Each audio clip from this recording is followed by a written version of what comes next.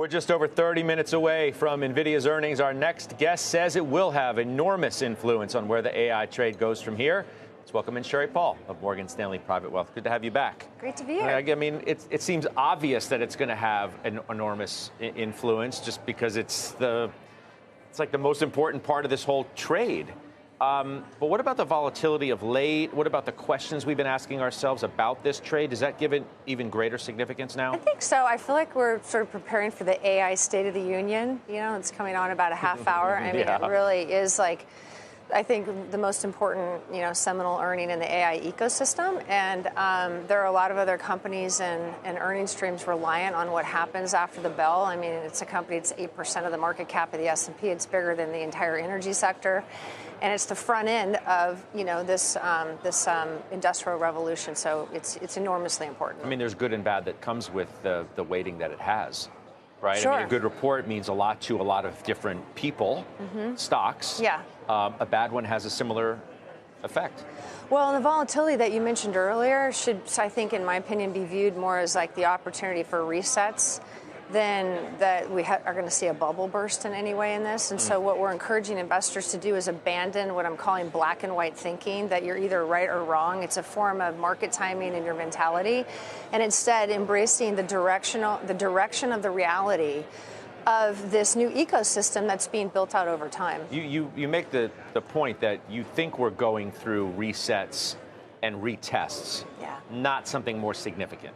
No, I think that we're going to go through a lot of micro resets and retests, that the frequency of them will probably increase. But the one thing I do know for sure, because it happens 100% of the time every year, is that at some point the market goes lower than where it started in the beginning of the year. So the framework shouldn't concern investors if we're seeing volatility in the overall market. But money placement is going to be crucial just based on the size and the market cap of the companies that are coming in for earnings. You feel pretty good about where we are? Let's call it 6 weeks to go in the year. Yeah.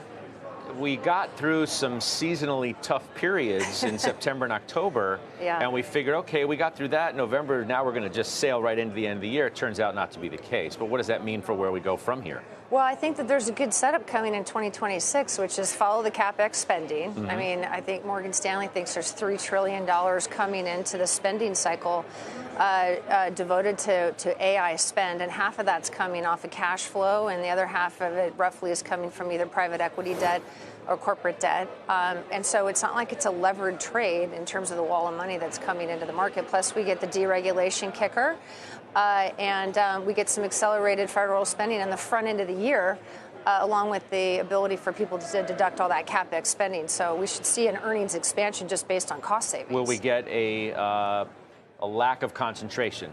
I'm thinking about, the expansion, using that word, but thinking about a broader market.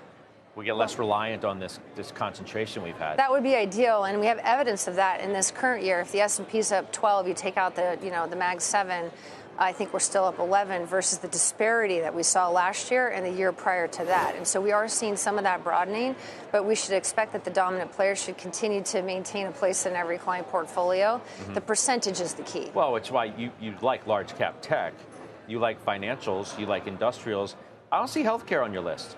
Yeah. Is there a reason why? Well, the healthcare ties into the longevity, but there is some resistance around, sort of some policy around vaccines, frankly.